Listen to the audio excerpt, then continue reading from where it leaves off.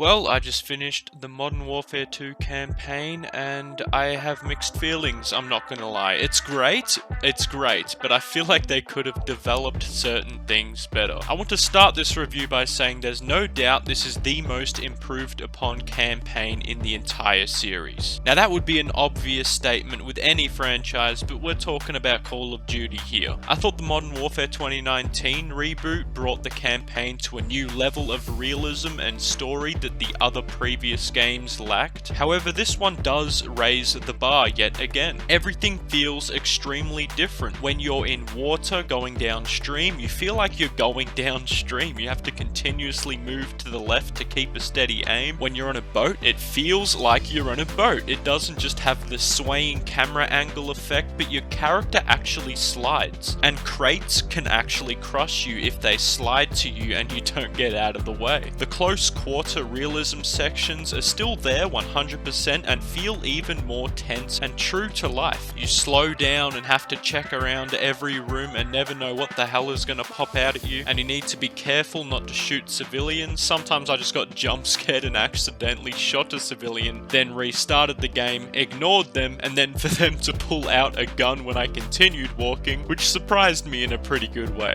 There was a hell of a lot included in the gameplay that I simply wasn't expecting as well. From the first mission, I noticed a dramatic change to the cutscenes, audio engineering, and graphics as a whole. Even though I was playing on 2K to record smoother gameplay, I didn't notice any frame drops or dialogue lag at all. The game ran buttery smooth for me, and I encountered like maybe one bug. And I love how the HUD only showed up when you needed it to. I feel like this has to be one of the best default HUDs in any COD campaign to date. I mean, the actual core gunplay and level design was a 10 out of 10. So if you're into a campaign for the pew pew aspect, this is a no-brainer to get. Obviously, a lot of areas are slower paced, but you're never not in action. The stealth missions feel very similar to the classic Modern Warfare style, like all ghillied up, sneaky in a ghillie suit, sniping enemies from afar or taking them close out, but the stealth missions and a lot of the missions further on felt a lot more versatile and less scripted. For instance, when you're sniping enemies from afar before moving in, the area that you snipe from used to be extremely limited. In some instances, you just stayed planted in one area. However, with one mission in particular, you have a whole mountain to use as your vantage point. And while taking enemies out with Price, he even suggests for you to move in a different position so you could take out two enemies at once. The car segments were also dramatically shifted. These sections feel super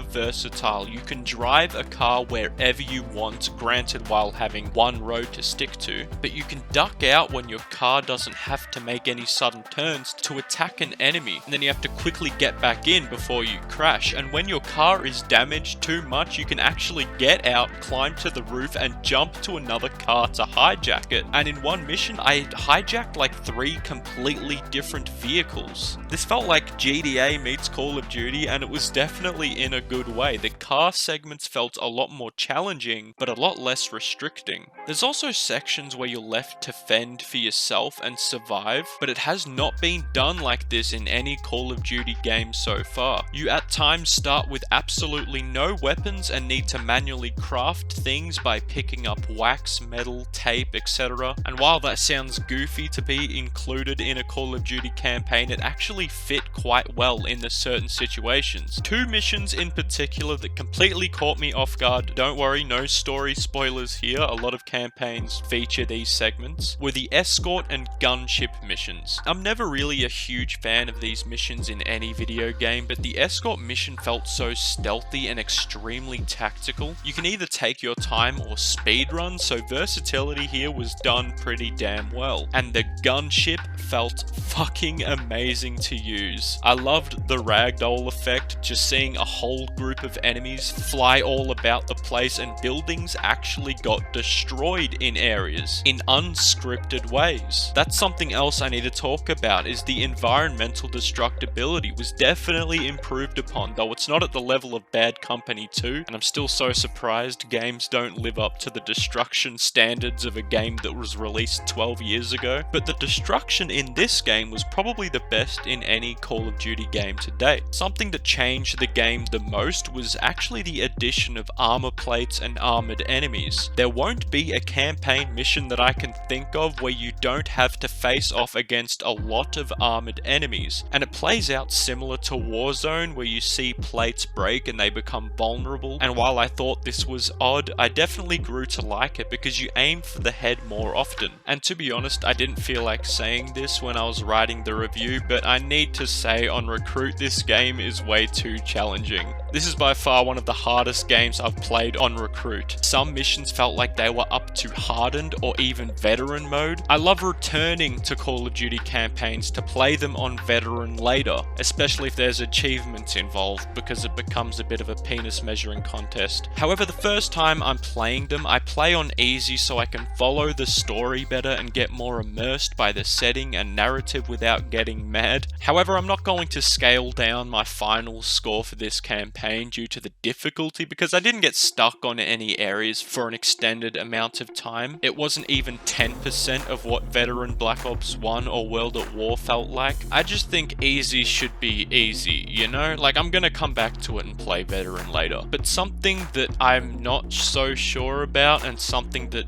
kind of disappointed me that I can't get into, was the story. Obviously, I can't talk about spoilers, and it sucks because the story was also one of my favorite aspects and makes me want to replay this game as soon as I can. The characters were all written well, the voice acting was bloody amazing, the setup was great, but I feel like the ending was anticlimactic. I was just left wanting more. More closure, more action. It was kind of short, I think, and there were a lot of loose ends. I feel like this is half of the story we're supposed to have, and it's because it is. It ends in a cliffhanger. And now I have to wait 4 more years at this point if they're gonna have a year break between Call of Duty campaigns. And you're just like left wondering, what happened to Tobey Maguire when he went back to... Like, what happened to Andrew Garfield's Spider-Man? When is the next what's gonna happen? I'm definitely going to do a spoiler review at some time, but my final verdict for this game is still going to be a generous 8 out of 10. I feel like I have mixed feelings because the OG Modern Warfare 2 was near and dear to my heart. It was one of the first campaigns I played and realized, oh, Call of Duty isn't just a run and gun game. There's likable characters, a terrifying but awesome bad guy, and a gripping story. Each of these aspects is what made the original Modern Warfare 2 so great, and maybe since this isn't that game, I'm disappointed, but I do know that without a shadow of a doubt, the actual story and adventure was better in the original Modern Warfare 2. So if you're gonna get this game, don't think it's gonna live up to that, because who knows, maybe nostalgia is a big thing, and maybe my childhood memories of that game really influence what I feel today. This game was still bloody amazing, don't get me wrong, but I need to leave my criticisms for my spoiler review because there were some really abysmal moments in the campaign that made me question what the hell they were thinking. This game had real potential to be a 10 and had a lot of aspects that were definitely a 10, but the campaign alone is definitely worth the money as is, and I don't regret pre-ordering. I still think it's above average and has surpassed expectations in some aspects, but in others it felt disappointing. But I'll leave it at that. That'll be it for this review. If you want to see my story summary on this game, be sure to subscribe and stay updated with this channel because I definitely will summarize and analyze the campaign that might release sometime this week or next week, but thanks heaps for watching. If you liked this video, chuck it a cheeky smash, and don't forget to fuck the living shit out of that subscribe button. But I hope I was able to deliver something informative or entertaining about the campaign, and as always, stay safe, stay sexy, stay humble. Mwah, mwah, mwah. Suck your nipple.